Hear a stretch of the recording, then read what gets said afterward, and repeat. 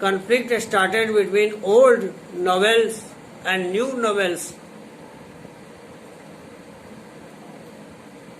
After that, something important here about the administration, like early sultans Alauddin Khilji and Muhammad Tughlaq also appointed military commanders as the governors of provinces. These lands were called Iqta. Iqtas were of different shapes, sizes, and the holder of Iqta was called Iqtadar or Mukti, who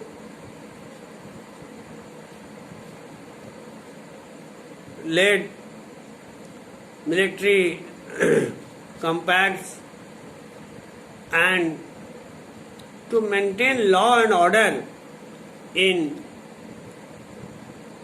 his Iqta.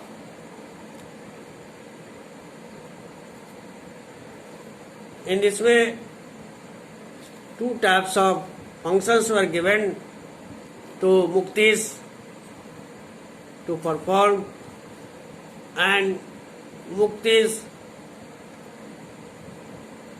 also collected revenues to their segments for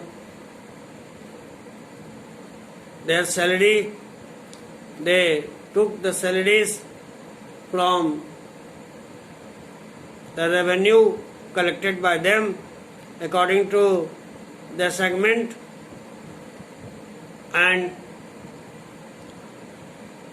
they had to pay their soldiers from these revenues also. During the period of Alauddin and Muhammad bin Tughlaq, accountant was appointed to check the amount of revenue collected by Muktis.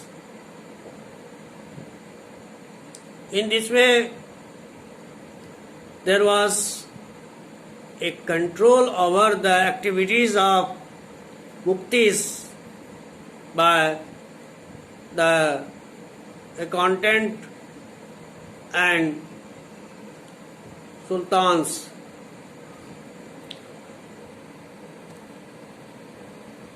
There were three types of taxes were collected during the Sultanate period. First, tax collected as 50% of the produce of the peasants, called खराज. किसान के कृषि उत्पादन का 50% जो उत्पादन था वो खराज के रूप में लिया जाता था, कर के रूप में. Second, cattle tax collected from cattle holders.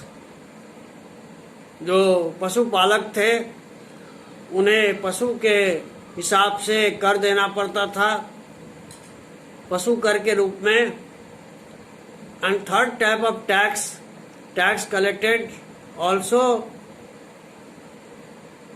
on house tax was also collected there. In this way, three types of taxes were collected at that time during the सल्तनत पीरियड। बच्चों, एडमिनिस्ट्रेशन के अंदर जो इम्पोर्टेंट बात हम अभी discuss किए, सबसे पहली बात अबाउट द बंदागन। बंदागन जो सल्तनत एडमिनिस्ट्रेशन में बहुत इम्पोर्टेंट माने जाते थे और इसकी शुरुआती सुल्तान्स ने की और आगे के सुल्तान भी इसको फॉलो किए, जो काफ़ी विश्वसनीय होते थे और इस पर सुल्तान काफ़ी विश्वास कर सकते थे। और ये खास मिलिट्री कमांडर होते थे इनके, सुल्तान के, जिसके द्वारा ये नियंत्रण स्थापित करते थे अपने प्रशासन में, अपने राज्य में। और दूसरी महत्वपूर्ण बात जो मुक्ति के रूप में है, जिसके बारे में भी हम बताएं कि पूरा जो प्रोविंसेस था, प्रांत, पूरा राज्य प्रांतों में बटा हुआ था और प्रांत इक्ता कहलाता था और इक्ता के जो फोल्डर होते थे जिसके अधीन इक्ता होता था वो इक्तादार या मुक्ति कहलाता था। मुक्ति के लिए दो फंक्शन इसमें दिए गए हैं। एक तो ये सैनिक अभियान का नेतृत्व करते थे और दूसरी बात ये कानून व्यवस्था अपने इक्ता के अंदर कायम रखते थे और इसके साथ उन्हें अपने इक्ता से अपने एग्रीमेंट, अपने सेगमेंट के हिसाब से टैक्स और रेवेन्यू कलेक्ट करना पड़ता था और उसी से अपना सैलरी ये लेते थे और साथ ही अपने सिपाहियों को भी इससे वेतन देते थे, पेमेंट करते थे। आगे चल करके मुक्ति पर नियंत्रण रखने के लिए, मुक्ति के क्रियाकलाप पर नियंत्रण रखने के लिए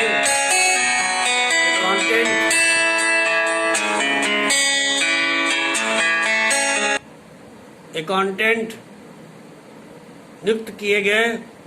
अलाउद्दीन खिलजी और मोहम्मद बिन तुगलक के समय जो मुक्ति के द्वारा कलेक्ट किए गए रेवेन्यू का हिसाब रखते थे, चेक करते थे। और इसके बाद अंत में हम लोग डिस्कस किए कि इस समय 3 तरह के कर वसूल किए जाते थे। एक खराज के रूप में जो 50% पीजेंट के प्रोडक्शन का होता था के रूप में, और दूसरा कैटल कर के रूप में, पशु कर के रूप में, कैटल टैक्स के रूप में, और तीसरा हाउस टैक्स के रूप में। इस तरह से ये सब मुख्य बातें एडमिनिस्ट्रेशन के अंदर है। From this portion objective questions or short questions may be given to you in examination. You must read and prepare this portion, administration of Delhi Sultanate, very carefully, and terms given in box also you should remember. Next topic we will discuss in next class. Thank you.